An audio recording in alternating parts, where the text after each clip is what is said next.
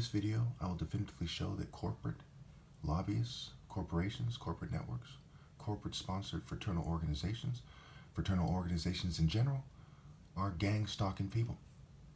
Okay, they're coming together, they're harassing people, they're using technology, and the evidence is as overwhelming as the fact that gangs exist and that they're taking part in criminal activity. So first, let's start with the Ku Klux Klan. Okay, the history of the Klan, which most people don't know, okay, definitively shows that gang stalking is part of the American way. There's no way around it. There's no way around it. One of the most damning pieces of evidence has to do with a guy named William Joseph Simon. Simons, okay, was credited for starting the most influential faction of the Klan, or movement of the Klan, which is described as the Second Klan movement.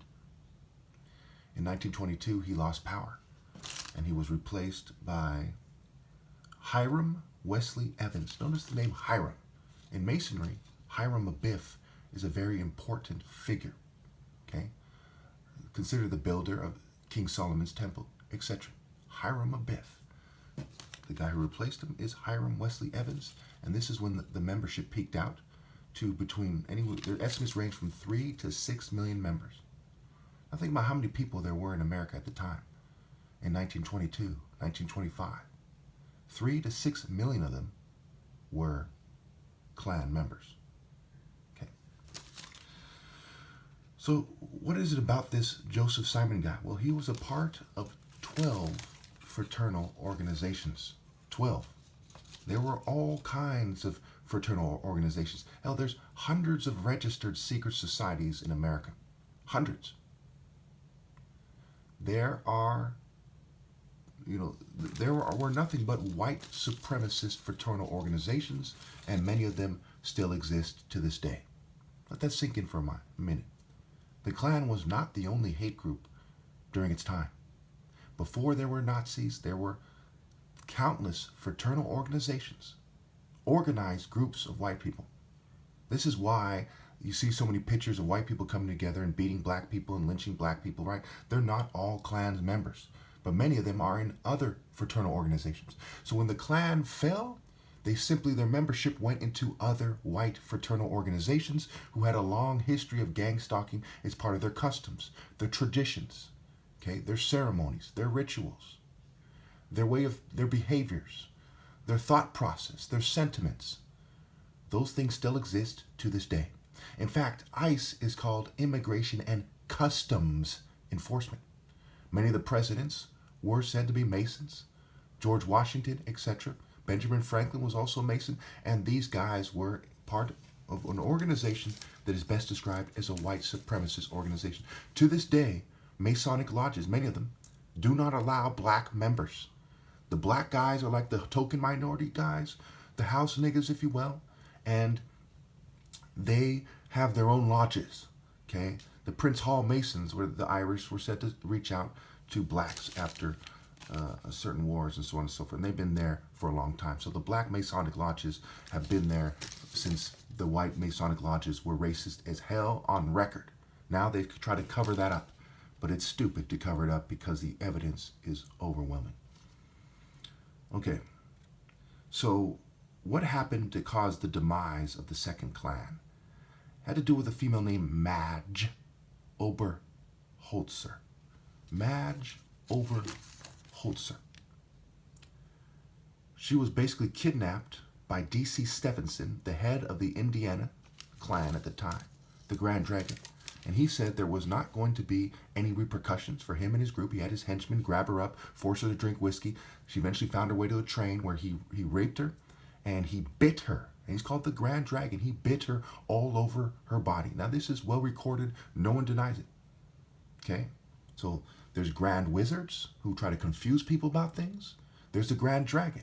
And in Egypt, the dragon was a symbol of chaos. Okay? It's called the world serpent in a lot of Greco-Roman mysteries and so on and so forth. Okay, this is a symbol that's universal with evil, right? The knight's taking on the dragon, etc. Okay, now they called themselves Christians, and they reached out to the Protestant community. Okay, a bunch of hypocrites, just like the Catholic Church. Everyone knows in the Bible homosexuality is forbidden. Leviticus, Sodom and Gomorrah, the story of Lot, you name it. Okay, but no, The Catholic Church says it's okay to be gay and be a priest, and they did studies, and something like 20% of their priests are homosexuals. They're disproportionately homosexuals. The Protestants were the main recruiting pool for the Ku Klux Klan. Their churches are still here, as you can imagine. Their movements, their different factions, right? Baptist, Presbyterian, Mormon, you name it. Bunch of Klansmen, okay, and their allies, and those people who see eye to eye and want to conserve white Christian values, which are not Christian at all. However, one can make a strong case that Christianity is simply a white supremacist colonial Roman religion, and they use the same kind of formula to colonize the world and make them think that they meant well. Okay, so already I've proven definitively that gang stalking exists, for the same reason that the Crips still commit crime, the same reason the Bloods and biker gangs are still being arrested, biker gang members, is the same reason we know that these white supremacist founded organizations are evil. Hell, the Klan themselves argue that they've changed their ways and they're no longer bad, but their members are still being arrested. They're parts of violent prison gangs, which also includes homosexuals. Okay, and incidentally, some of these fraternal organizations were gay organizations. They were Jewish. These are white-skinned people. A lot of people, when they look at history, they don't make the distinction between whites and Jews. And I've had these people come up and flat out tell me, yes, I'm right about what's going on. Yes, I'm the top martial artist. Yes, they're persecuting me for that. And yes, they're eugenicists in a nutshell. That's their philosophy. They're scientific racists. They try to scientifically make it seem like white people are superior using the social sciences. They control history departments, etc. There are millions and millions and millions of members in white supremacist and token minority organizations that help them out. That's why in a multicultural society, everyone basically has a white culture or a trickle-down white culture, like a token minority culture, instead of connecting to their roots.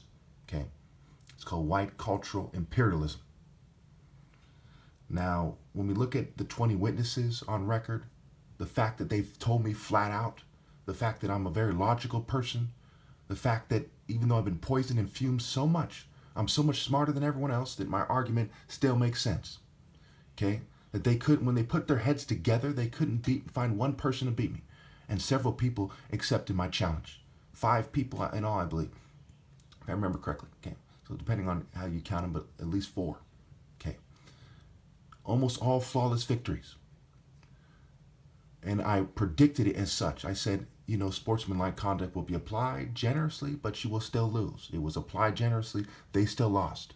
All kinds of people harassed me about my challenge, saying do it in a way that favors short people, that favors strong people. Don't do a true martial art challenge, do a brute challenge, do a circus demonstration challenge.